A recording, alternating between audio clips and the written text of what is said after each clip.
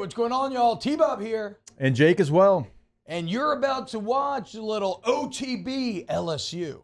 We're going to give you all the latest, greatest between LSU football, baseball, women's basketball, softball, and everything in between. Bottom line, if you want to talk Tigers, keep it locked, subscribe, like it, and we hope you enjoyed the Dave. Last week, the LSU defense actually pretty solid.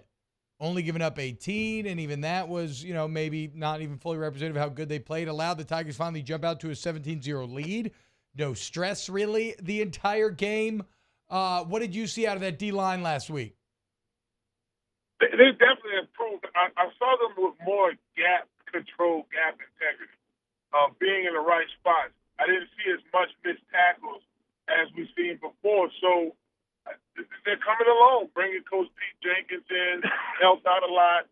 Also, just guys, listen, we were players, y'all. This was even, T-Bob, you spent a little more social media than me and Hester. But, they talk on Facebook. People, you hear the whispers and the screams, too. Yeah. So that's motivation. And I think up front, and just in the defensive scheme in general, I thought that they looked a little more motivated. What about a game like this, Fave? Now, Army's not going to run the old school triple option like they did. They've changed your offense a bit. It's more the Jamie Chadwell type of an offense where you still have some option principles, just at a gun, different ways to get there. But still, you got to be gap sound. You got to have that integrity. And maybe you don't fire off the ball as much. Maybe it's a lot of two-pointing for some of these defensive linemen. Like, how do you kind of switch your mentality and make sure you're doing that? Well, what you do is you take the energy that you had from last week and bring it into this week. A lot of that stuff happens with film study. Just being able to look at this in the season. You're better than this team. Of course, they play in Tulane's conference, so they do play competitive games. But you are better than this Army team. So this is a week where you practice going into a heavy loaded SEC schedule. You practice perfecting your film study, getting some extra film study time in when you're not at home, and then also fine tuning the things that you did well last week. Let's get better on those, and then staff your weaknesses. Okay, Coach said I'm not bringing my rip quick enough. Before we even start practice today, let me go outside and get some extra on the pop-up bags to warm up before practice. Just continue to get better because you don't want to backslide. You want to continue to push forward. So as a D lineman, that's what a mind frame got to be, and really the whole squad. Fave, you mentioned that you saw improvement out of Pete Jenkins, or at least, out of the D-line post Pete Jenkins. What is still left to work on? Like, where do you think they're still kind of struggling a little bit? I think it's getting to the quarterback. I expect more sacks up front. Mm-hmm. So, that third down, that is when we go one-on-one pass rush, when we in individual drills working with coach, working on our pass rush, counter club. Man, this what me and Tyson used to do a lot. We back then had to remember them DVDs. We used to have DVDs. We didn't have a fan behind fans. Yeah. The helmet was scratched up. So we had the DVDs. We'll go and watch the film, and I would look at tendencies of the offensive lineman I'm going up against. Oh, he's a waist bender, right? Or he pops straight up as soon as he gets out of his stand. And then I go to the pass rush moves that work with that. He pops up. I'm gonna hit you with that long on stab, come with that rip underneath, chop dip rip. We see Harold Perkins do that really well last year. Got a guy like the lunge out at. I'm gonna hit you with that high swim move. Little stuff like that. Spending more time doing stuff like that.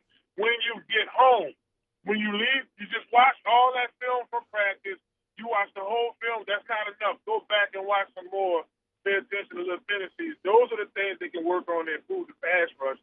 And I think that's what they should do moving forward, especially in SEC play coming. Also, way more of a rotation for this position group, Big Fave. When you look up front last year, Mekhi Wingo basically had to play every single play, and now there's a real rotation where you got a handful of guys playing somewhere around 20, 25 plays, and this is a position group that typically is one that kind of rotates like that. You didn't have that luxury last year. What do you feel about the rotation right now? I love it. As Jordan Jefferson going in there, big Tank Guillory. Of course, you have, and you mix it up too. I love to see the mix up as well. We did that a lot. You might see a little bit of Mason with a little bit of Jordan. Wingo on the side. Wingo get back in there with Tank. It keeps fresh legs. It keeps them, playing at a high level. And that's why I have to tilt my hat to Mekhi Wingo and how he played last season. That's hard, bro.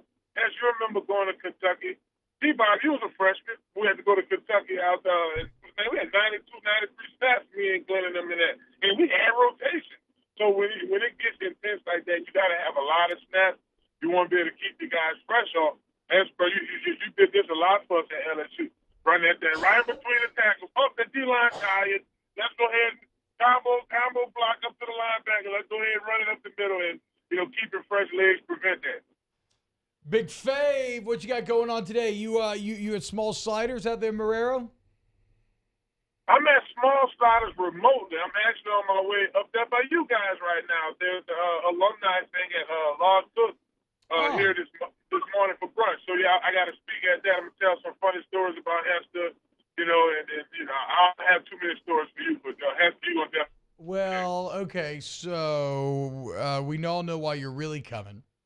Jake, do you know why?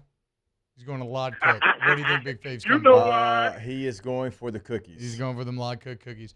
If you want don't a good put them in your story- pocket, right? Hey, get him to get you a bag. You don't have to put them in your pocket anymore. Grab a napkin. Yeah. Grab a napkin. Yeah. Big Fave, make sure you tell the story of Saran Black getting caught heating up his chocolate chip cookies with the hair dryer in the bathroom, because that's the fattest thing I can ever remember. I'm definitely gonna tell that story right there. I think he was rooming with Herm. He was rooming with Big Herm, right? And Herm was like, "Why is the blow dryer on? What's going on?" Bald. Saran had no hair. That was fat. Definitely. And then he was bad built doing it, so he got knock knees blowing the heat on the cookies. It's a bad. It was an old bad look. I'm definitely gonna tell that story. I forgot about that. I'm Big Fave at Big Fave 504 on Twitter. Inside the Trenches is the podcast. Normally live at the Small Sliders of Marrero noon on Fridays. Fave, you have a great weekend, my friend. Hello, somebody. Wow, Jake, what incredible takes. I mean, those guys, they're just the best. I think so. And if you think so, again, hit the like button, subscribe, ring the bell so you get notifications when we post every single day here on OTB LSU.